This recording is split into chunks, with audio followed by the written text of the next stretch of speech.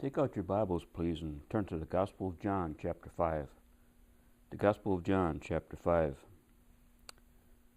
Today, Jesus is going to go to a swimming pool.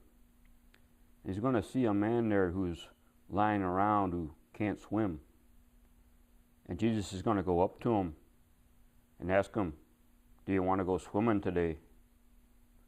But when Jesus takes you swimming, you don't even need to get wet in order to be made clean. The Gospel of John, chapter 5, beginning at verse 1.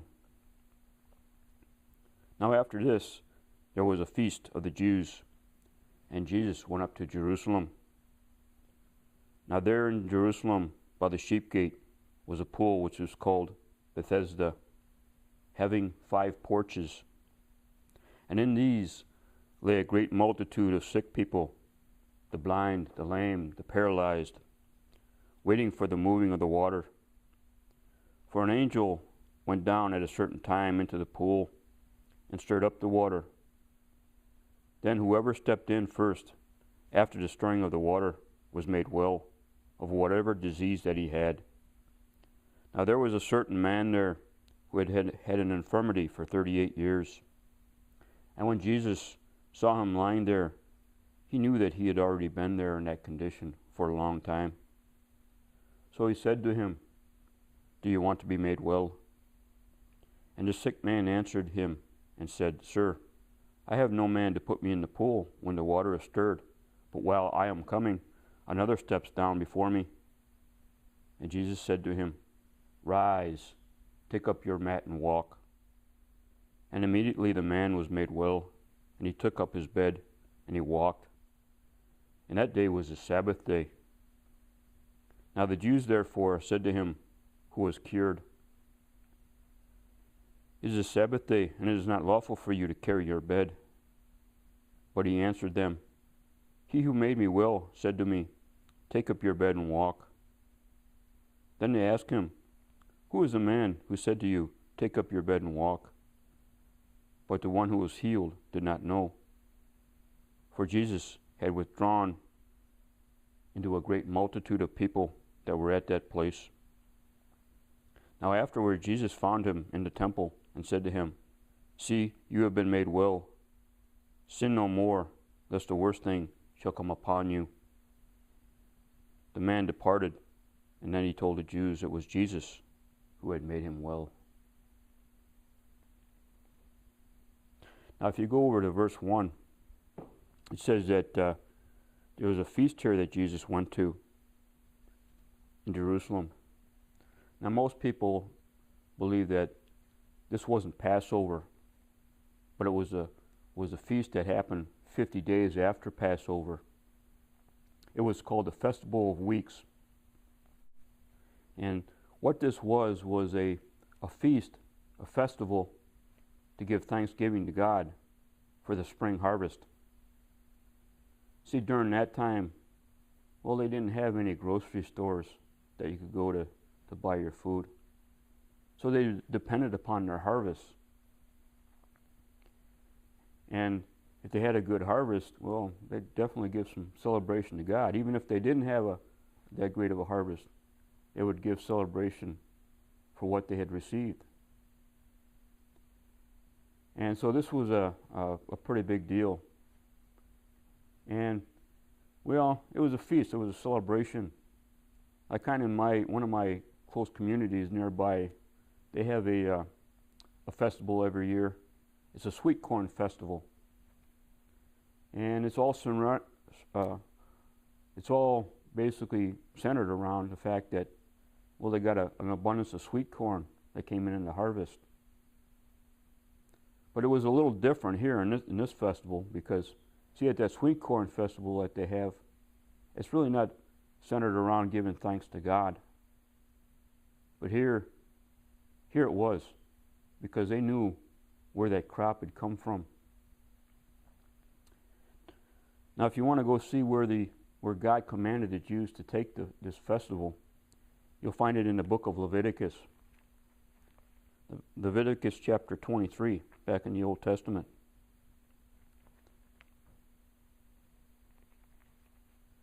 Genesis, Exodus, Leviticus 23.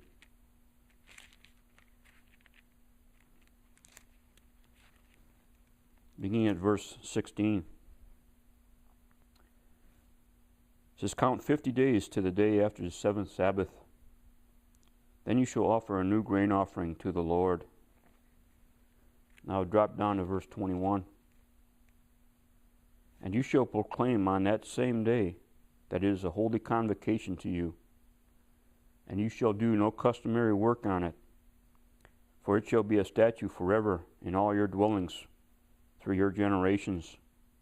And when you reap the harvest of your land, you shall not wholly reap the corners of your field when you reap, nor shall you gather any gleanings from your harvest. For you shall leave them for the poor and for the stranger, for I am the Lord your God." See, in that last verse there, God's providing for them. But he says, hey, when you get this abundance coming in, don't forget the poor, because I'm providing for them as well. And that's something that we have to remember too. When we get money coming in from our jobs, well, the only reason you're getting that is because God gives you the ability to work and provide. But don't take all that money that you got and kind of hoard it up for yourself and spend it on yourself. Take some of it and give it back to the poor. That's what the Lord wants you to do. That's what he's telling these people here. So that's something you need to think about. Now back in John chapter 5, verse 2, it says that now in Jerusalem there was a sheep gate that was next to the pool of Bethesda. The sheep gate, well, what was that? Well, see, in Jerusalem, all around the wall there, they had different gates that you can enter into the city. And one of the gates that was built on one of the walls there was called the sheep gate. And that's where they brought all the sheep from that were going to be used into the temple sacrifice. They would bring them through this particular gate. So that's why the gate was named the sheep gate. Now, of course, in order for the sheep to go through the sheep gate, they needed to have a shepherd. And that's what me and you need. We need that shepherd, Jesus Christ. See, Jesus Christ is kind of interesting that he was right near the sheep gate there, because he was going to be the Lamb of God who was going to take away the sins of the world. He was going to be that sacrifice, that sin offering for us. And so it's kind of fitting here in the story that Jesus was near the sheep gate. Now, the pool here was called Bethesda. The pool was called Bethesda. Now, Bethesda meant in Hebrew, what it meant was house of grace, house of mercy. And so it's fitting that Jesus would come and he's going to do an act of grace and an act of mercy on this man who's been paralyzed for such a long time. Now the other thing it says here that this place Bethesda had 5 porches. Now this was a pool. It was a pool that the Jews had built. And basically it was built in 2 stages. There was an upper pool and a lower pool. Now some critics of the Bible, they kind of made fun of this passage about saying that this pool had 5 porches, because that was unusual for a pool to have 5 porches. They could see it having 4, but 5, well, that was unusual. But in 1956, some archaeologists, they uncovered the pool of Bethesda. And they realized that it was built in 2 stages, an upper pool and a lower pool, and it was connected together. And in the middle of the pool, there was a porch. So on all 4 sides, there were porches. But in the center there was also a porch. That's why it had 5 porches. And the critics were proved wrong. They were proved wrong. Now it says in verse 3, in these porches there lay a great multitude of sick people, blind, lame, and paralyzed, waiting for the moving of the water. For an angel went down to it at a certain time into the pool and stirred up the water. And whoever stepped in first after the stirring of water was made well from any disease that he had. Now during that day, well, they didn't have the hospitals and the medicine that we have today, and so they didn't have a whole lot of hope there. You know, the hospitals today and medicine that we have today, that's kind of a pretty new thing as far as history goes. I remember I was watching a documentary on the Civil War the other day, and that was only about 150 years ago. And for the injured, they began building these little hospitals. But for the most part, they would bring them in, and they couldn't do a whole lot for them. They could try patching them up, but people that were really, really bad, all they could do is just wait around and comfort them a little bit. Wait for them. Some of them, they just had to wait for them to die. So hospitals today, well, that's something kind of new. But they didn't have a whole lot back then. But they had one thing that we don't even have today. And that was God gave them a way to be healed. What he would do is he would send an angel of the Lord down, and he'd stir up the waters. And anybody who got in the waters were immediately made well. There's no medicine today that can do that with some big infirmity. Oh, they might give them some medicine and they'll be healed over time, but that's not what was happening here. So God gave these people some hope. God gives people hope. Now some Bible versions, they don't have this passage in the Bible. It says the angel of the Lord went down and stirred up the waters. For example, if you look in the New International Version, you won't find it there. And that's a shame because it belongs there. The passages don't make sense unless an angel of the Lord came down. This was supernatural. It wasn't natural like some type of hot springs or something that these people were going to go into and see if they could be made well. And those hot springs, well, a lot of those hot springs, people can temporarily feel a little bit better for a while. But the people here, they were made completely well of all their diseases. Now in verse 5, it says this, now there was a certain man there who had infirmity for 38 years. And when Jesus saw him lying there, well, he knew that he had already been there in that condition for a long time. And he said to him, do you want to be made well? And the sick man answered and said, I have no one to put me in the water when the water is stirred. But while I'm coming, another steps in before me. You see, Jesus, he has compassion upon this man. You know, he couldn't move around a whole lot. He was on this mat. Can you imagine being in that condition for such a long time? But he had no one to help him out. No one whatsoever. The man was beginning to lose hope. Didn't have a whole lot. He couldn't see any way that he was going to be made well. But what he didn't realize was that God, he can work outside what our preconceived notions of how God needs to do something. See, Jesus wasn't going to go over and wait for an angel of the Lord to come down and put him in the waters. Oh, no. See, because it wasn't the angel that was healing anybody. It was God who was healing the people. And so the man didn't realize that. so much he was losing hope. But there was a great physician there that he didn't know. One who created the entire world. One who created all men. And he was going to show him something. In verse 8, Jesus said to him, "Rise, take up your bed and walk."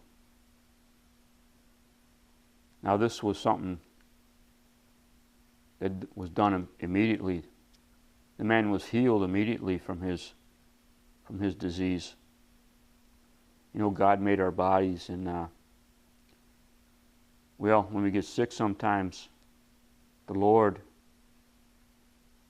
can heal us. But sometimes it happens over time. God made our bodies that way. We can fight off infection, and we can get healed up after a while. But here, this was a miracle. I mean, it happened instantaneously to a man who nobody thought had any hope whatsoever. And verse 9 says, "Immediately the man was made well and took up his bed and walked. That day was the Sabbath. Now the Jews therefore said to him who was cured, 'It is the Sabbath, and it is not lawful for you to carry your bed on the Sabbath.'" You see, these religious leaders here they were showing that they cared more about their religious regulations than they cared about this man.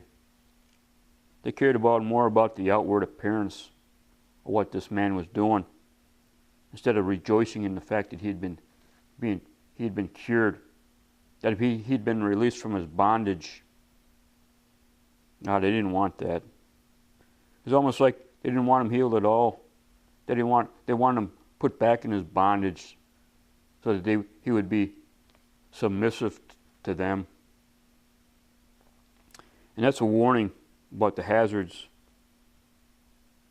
that people can get into within congregations, even within the church. You got to watch when congregations become too legalistic. You see, these men, they were in a place called the house of grace, the house of mercy. But that's not what they wanted. They wanted to be a house of law. They wanted people to be in bondage to that law and to them. Now, congregations that practice legalism, they're doing nothing but simply putting people back into a system that puts them into chains. And that's a kind of a characteristic that every cult has. Any cult that's out there, they want people to be in bondage to them, subject to them, follow a bunch of rules. But they're not going to have a lot of mercy on those people. They want you to put you back in chains. Verse 11 says this, "He answered them, 'He who made me well said to me, take up your bed and walk.' Then they asked him, 'Who is it, the man who said to you, take up your bed and walk?'"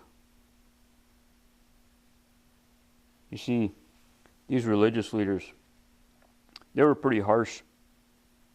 And they wanted to make an example out of the man who told another man, in their minds, to violate the Sabbath, to violate their authority. And you kind of see this through all church history, where men come along and they challenge the authority of the religious leaders, something that the religious leaders are doing which is wrong. Men like Martin Luther, John Wycliffe, and William Tyndale, they all spoke out against the legalistic abuses of the Church of Rome. And the Roman leaders, well, they wanted to kill those men, every one of them, just because they challenged the authority their authority. And that's what was happening here in this story. See, they made a big deal out of these Sabbath day regulations. And that still goes on today. I mean, there are people like the Seventh-day Adventists and the Jehovah's Witnesses. They believe you need to worship on the Sabbath day, on Saturday. And if you don't, well, then you're going to hell. That's what the Seventh-day Adventists teach. You're not saved. You're doomed because you're not following the Saturday Sabbath. That's pretty pathetic. Because see, the Bible tells you that you're not supposed to be regarding a particular day better than another. That somehow it makes a big deal. If you go over to the book of Colossians chapter 2. In Colossians chapter 2, the Lord's going to talk about this little legalism here and what He did with all that legalism. Colossians 2, beginning at verse 8. Beware lest anyone cheat you through philosophy and empty deceit, according to the tradition of men, according to the basic principles of the world, and not according to Christ. If you go down to verse 14, it says this: having wiped out the handwriting of requirements that was against us, which was contrary to us, and He has taken it out of the way, having it nailed to the cross. See, Jesus took all that legal stuff and He nailed it right to the cross. And if you go down to verse 16, it says this. 16 says, so let no one judge you in food or drink, or regarding a festival, or a new moon, or a Sabbath day. I don't know why people can't understand that. I mean, the Word of God's pretty clear. Don't let anybody tell you you need to do such and such, or you're just not doing the Lord's thing. Okay. That was a legalistic requirement that they were putting on people. They didn't realize that true worship belongs in your heart. You need to worship the Lord in spirit and in truth, not on some outward appearance so you can please some religious leaders. Now back in the Gospel of John, you see these men, what they were doing here was they forgot about all the mercy laws. All the mercy laws that God had in the Old Testament and the New Testament. But how we're supposed to be merciful to people. And in Luke chapter 14, if you go over back to the book of Luke, chapter 14, beginning at verse 5, the Lord's going to say this to him. He's going to say this. Then he answered, Jesus did, saying to them, which of you having a donkey or an ox that has fallen into a pit will not immediately pull them out on the Sabbath day? You see, Jesus was saying to him, hey, if you got an animal that belongs to you and he's hurt, he's injured, aren't you going to pull him out of the pit? Even if it's on the Sabbath day? Well, of course you are. You're not going to let him suffer down in there. And here you had a man who'd been lying around for a really long time, and he was finally healed. And they were saying that wasn't right to do on the Sabbath day. You know, they were treating their animals better than they were treating people. And boy, that goes on today awful lot. There's an awful lot of animal rights nuts out there that they believe they're treating their animals better than than they treat human beings.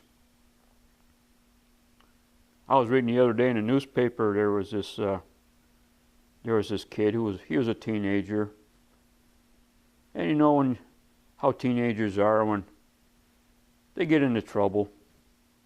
They get in a little bit of trouble. They like having a little fun. Well, this one kid, he was around 16 years old, and well, he went out and he got somebody's cat and he killed the cat. Now in the state of Illinois, there's a bunch of laws that, boy, they're really harsh on people that you touch an animal, a pet, like a cat or dog. So he was charged with animal cruelty, and he could get a lot of years in jail for it. And there were people on this blog that were talking, and a lot of them were big pet lovers, and they were saying how this guy should be put in jail for a really long time, and throw away the keys from that jail, and don't let him ever get out. You know, some of them wanted a guy executed. You know, I mean, it was really amazing, because they cared more about their pet than they cared about this kid who made a mistake. You know, the most the kid should have to pay is restitution for the cat, because you know, animals aren't the same as human beings. God didn't make animals in his image. He made human beings in his image. And some of the people on these blogs, they were saying, oh, this guy's going to grow up to be an axe murderer because of what he done. Oh, give me a break. Have a little bit of mercy on him. A little bit of grace on him. He's a human being. But hey, that's the way it is. And that's the way it was back then with these religious leaders. They didn't want to have a whole lot of compassion or mercy on this man. They cared more about their animals. Back in John chapter 5, verse 13, says, "But the one who was healed did not know who it was, for Jesus had withdrawn, for a great multitude was in that place." See, like I said before, this was a big festival that the Lord had commanded all Israel to do. So there were just huge crowds in Jerusalem at this time. So it wasn't a big deal for Jesus to get lost in the crowd. So the man didn't know. The man didn't know who he had healed him. Over to verse 14. It says, "Afterward Jesus found him in the temple and said to him, 'See, you have been made well. Sin no more, lest the worst thing shall come upon you.'" You see, Jesus, well, he did something here that wasn't really politically correct. Wasn't socially tolerant according to our standards today. What he did was he confronted this man with his sin problem. Now the Bible doesn't say what his sin problem was, but he was still within that sin problem. Some commentators say that maybe it was a sin problem that caused his disease originally. I don't know. Or maybe it was probably more likely a disease that, well, not a disease, but just a sin that he was in, that he really needed to get out of that thing. He was in bondage to that just as much as he was in bondage to his infirmity. And Jesus said to him, you know, you keep that up and there might be something worse coming your way. Now, what did Jesus mean by that? Well, we're not sure. He could have been saying, hey, maybe he was doing some sin that actually causes physical infirmity. You know, there's a lot of diseases people get because they're doing something immoral. A lot of sexual sins out there. I mean, that's a big epidemic in this country. You know, you're going to start fooling around outside of marriage with a lot of people, you're in trouble. Don't be surprised if you come down with a sexual sin, a sexual disease. But it might have been, maybe the Lord wasn't talking about that. Maybe he was just saying, maybe he's talking about, give them a warning about hell. That's something a lot worse. Maybe he was saying, hey, you keep that up. Don't be surprised if you're cast into the lake of fire. Maybe that's what Jesus was referring to. We don't know. But one thing we do know, he was giving them a warning. He was giving them a warning. And there's a lot of these, like mega churches, for example. A lot of churches, they don't want to confront people with their sin. They don't want to give the message of repentance to people. They want people to feel happy and joyous all the time. But they're too afraid to tell them because they're worried about them leaving their congregation or something. But that's what, when you're sick, you need somebody to tell you that they're sick, or they'll never get better. And here Jesus, he was the great physician. And he was telling them, hey, you got a problem, boy. Even though you're healed, you've been made well physically, boy, you got a big problem in your life. A big problem in your life. You see, after Jesus delivers you and saves you, he tells you to stop doing those sinful practices. So what do you got in your life that you need to get rid of? That's something you need to think about. You see, in this story, Jesus was like a lifeguard. And this man here, he was drowning in the depths and sorrows of life. And his waves were crashing and tossing in on him, to and fro. It was about to put him under. But he needed somebody to jump in. He needed somebody to jump into those waters and save him, to pull him out to safety. Give him some hope again. Keep him from being destroyed. And anybody who's in those waters, maybe you have that in your life.